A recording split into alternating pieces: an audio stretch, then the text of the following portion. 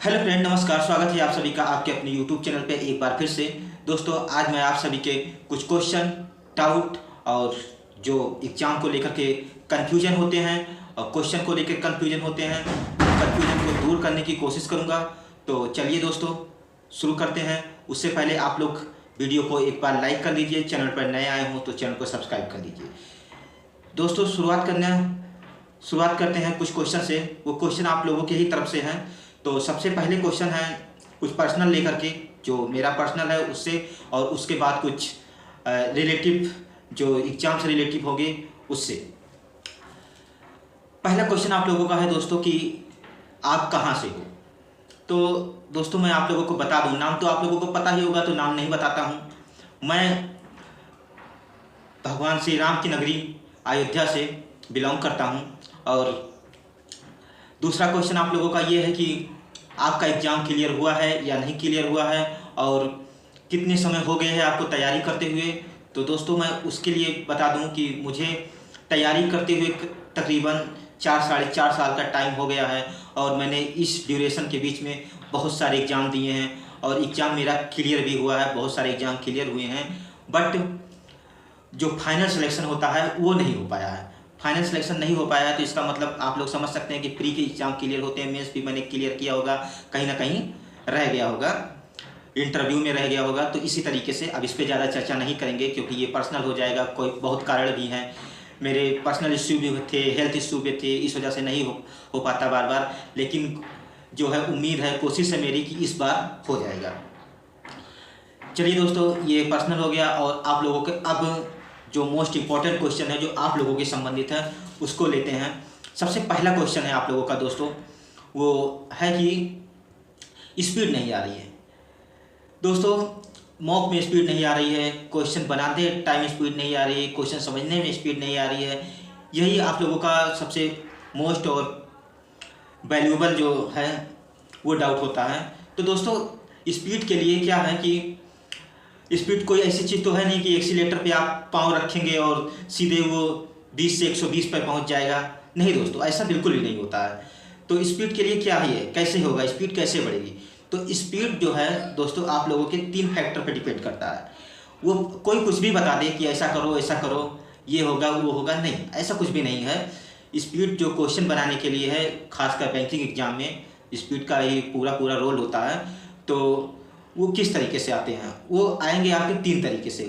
और वो जो 3 तरीके हैं वो है आपके अप्रोच, आपकी अंडरस्टैंडिंग और आपके प्रैक्टिस।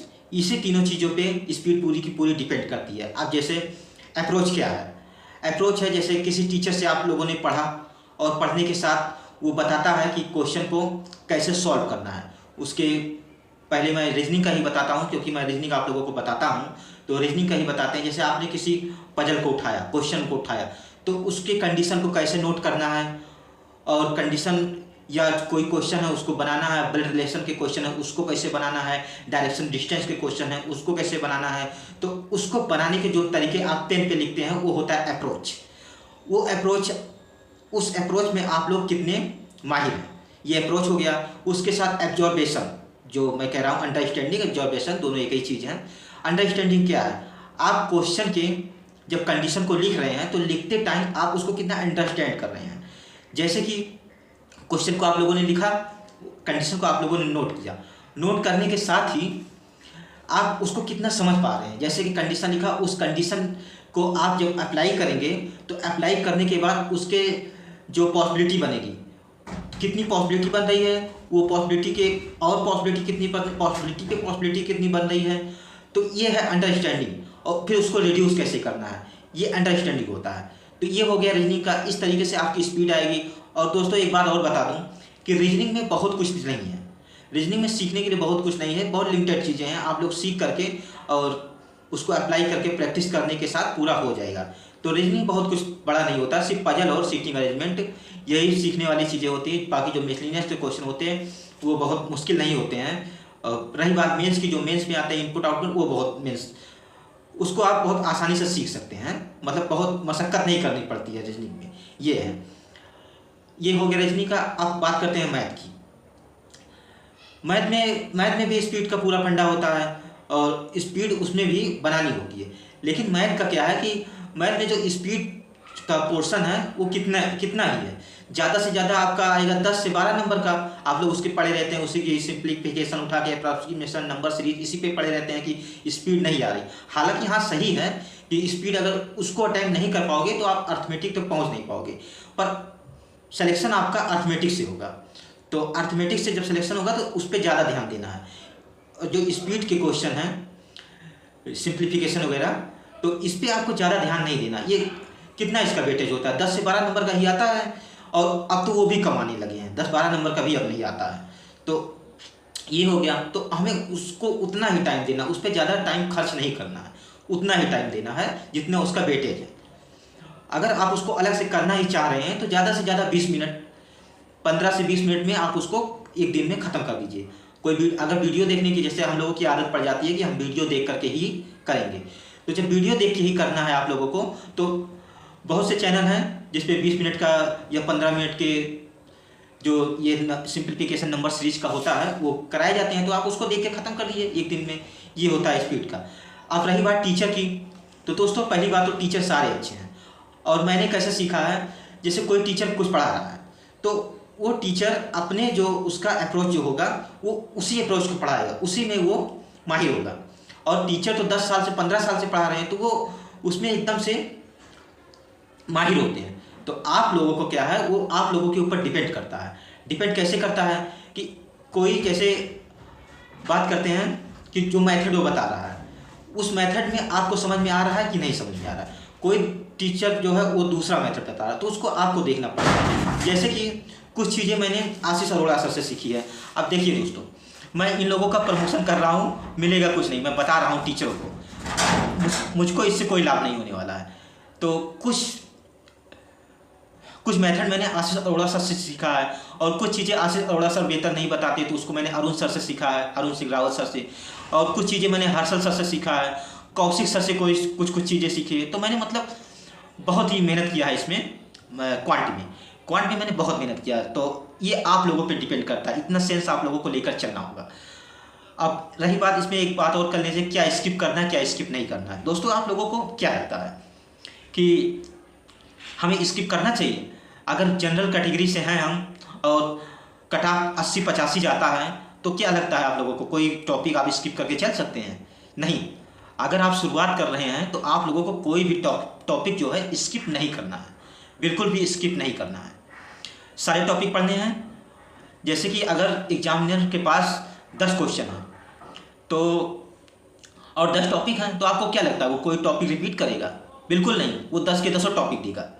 तो इतना तो आपको समझना है कि सारे टॉपिक करना है, कोई स्किप नहीं करना। उसके बाद जब सीखने की फेज से आप निकल जाएं तो उसके बाद जिसमें आपका कमांड अच्छा बने, जैसे मोस्टली लोगों का time, speed, distance, time and work, profit loss, इसी सब पे पसंदीदा होता है टॉपिक, तो इस पर कमांड बना लीजिए, पूरा कमांड।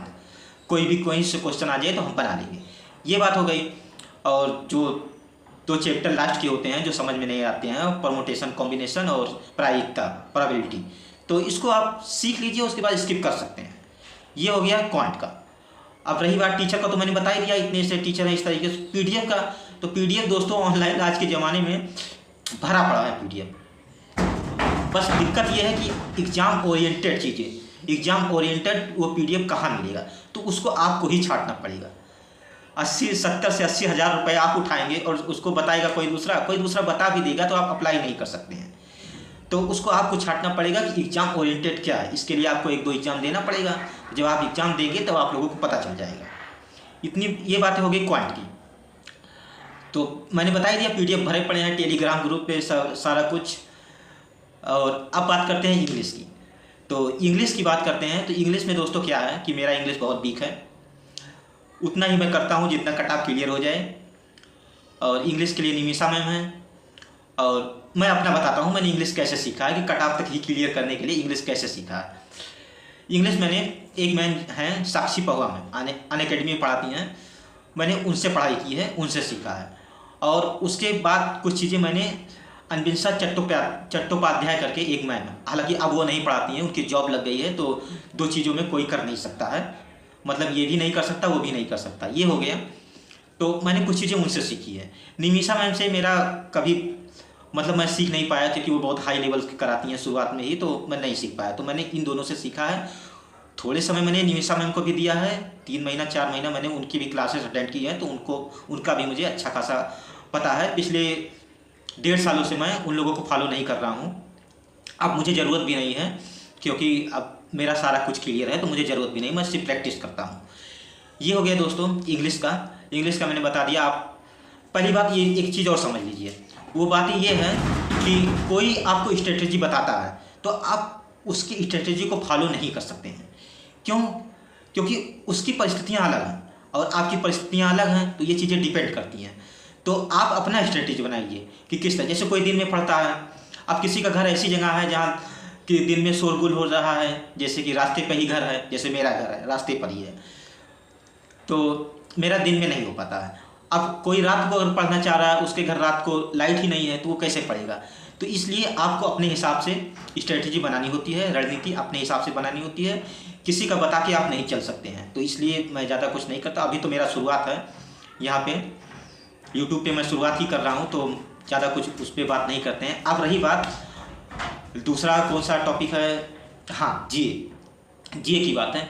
तो जीए का दोस्तों ऐसा है कि जीए आप कितना भी पढ़ लो, आपको नहीं पता है कि कहाँ से आने वाला है। आप एग्ज़ाम में जाओगे, बैठोगे और वो क्वेश्चन कहीं से भी दे देगा। 6 महीने एटलीस्ट 6 महीने होता है, तो अगर वो डीप से डीप पूछ लेगा, आप नहीं पढ़े हैं तो क्या करोगे? तो उसका भी बस इतना करिए कि उसका भी हमें कट ऑफ क्लियर करना है। बस आपको ऑल इंडिया रैंक नहीं लानी है, आपको जॉब लेनी है और जॉब लेके अपना सेटल हो जाना है। बस ये चीज़ आपको समझनी होगी। ऑल इंडिया रैंक लाके आप क्या ही कर लोगे? ज़्यादा से ज़्यादा 1-2 जगह इंटरव्यू हो जाएगा, बस इससे ज़्यादा तो कुछ होने वाला नहीं है। तो उतना ही करो जितना कट ऑफ क्लियर हो जाए। और उसके लिए क्या है, मैं अपना बताता हूँ मैं क्या करता हूँ। एक क्लासेस लेता हूँ। अब मैं कोई क्लासेस नहीं लेता, सिर्फ इसी की जीए की क्लासेस लेता हूँ। एक क्लासेस लेता हूँ और पीडीएफ जो है, पीडीएफ को मैं रिवाइज करता हूँ। जो पीडीएफ मिल जाता है वो पीडीएफ को रिवाइज करता हूँ। और इसको भी आपको ही देखना पड़ेगा कि आपके जो टीचरों की वॉइस टोन है वो आप मैच कर पा रहे हैं कि नहीं मैच कर पा रहे हैं, उनका पढ़ाया समझ में आ पा रहा है आपको कि नहीं आ पा रहा है। तो इसको भी आपको ही लेना पड़ेगा। ये हो गई बात। और मैं अपना बता रहा हूँ कि मैं कैसे करता हूँ। मैं एक क्लास ले लेता हूँ और पीडीएफ जो रखा रहता, जो मतलब डाउनलोड करके रखता हूँ, उसको मल्टीपल टाइम जितना हो सकता है मुझसे मैं रिवाइज करता हूँ। सारा कुछ मैं भी नहीं याद कर पाता, किसी के बस के नहीं है कि सब याद कर लेगा, और रिवाइज करते रहना होता है। और मॉक का मैं दोस्तों क्या है कि मॉक जो है, मेंस के मॉक देता हूँ, पर मेंस के मैं पूरे मॉक्स नहीं देता हूँ। मतलब 2 घंटे जो पूरा होता है चारों सब्जेक्ट के वो नहीं देता, मैं सेक्शनल मॉक जो सेक्शन वाइज होता है उसको देता हूँ। मॉक आप कहीं से भी अच्छे जगह ले सकते हैं, लेकिन मॉक का क्या है कि सब हाई ही रहता है, वो एग्ज़ाम ओरिएंटेड समझ लो होता ही नहीं है। अब मैं नहीं कहूँगा ये चीज़, लेकिन एग्ज़ाम से थोड़ा अप होता है मॉक। तो अब जब एग्ज़ाम में आप जाएंगे तब आप लोगों को पता लगेगा कि एग्ज़ाम का क्या होता है। जो बिगिनर है उनकी, और जो दे चुके हैं उनको तो पता ही है, उनकी बातें नहीं करते हैं। तो ये हो गया दोस्तों। अब इसी उम्मीद के साथ कि चीज़ें आप लोगों को सारी कुछ क्लियर हो गई होगी। जो क्लियर नहीं हुई होगी आप कमेंट में बताइएगा, और कमेंट में बताने के साथ ही, हाँ ठीक है, कमेंट में बताइएगा और लाइक कर दीजिएगा।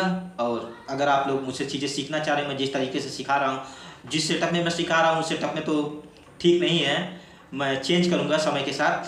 पर आप लोग सब्सक्राइब कर लीजिएगा, और सिखा बेहतर ही रहा हूँ तो सीखने की कोशिश करिए आप। मैं मिलता हूँ आप लोगों को उसी क्लासेस क्या कहूँ, वीडियो ही रहता है, 1-2 क्वेश्चन का वीडियो होता है तो वीडियो ही रहता है। तो अगले वीडियो में मिलूँगा मैं, तब तक के लिए इतना सही है। और जो और कुछ पूछना होगा तो आप लोग पूछिएगा। पीडीएफ की जो पीडीएफ करते रहते हैं, तो पीडीएफ का टेंशन आप लोग हटा दीजिए। कितने पीडीएफ हैं उसको छांटना है, ये टेंशन लेना है कि उसको छांटे कैसे जो हमारे लायक हो, ये चीज़ है। और प्रैक्टिस का मैंने बता दिया, प्रैक्टिस ही सब कुछ है, सब कुछ प्रैक्टिस ही है। प्रैक्टिस ही करेंगे तभी चीज़ें क्लियर होगी। धन्यवाद दोस्तों, थैंक यू सो मच, धन्यवाद।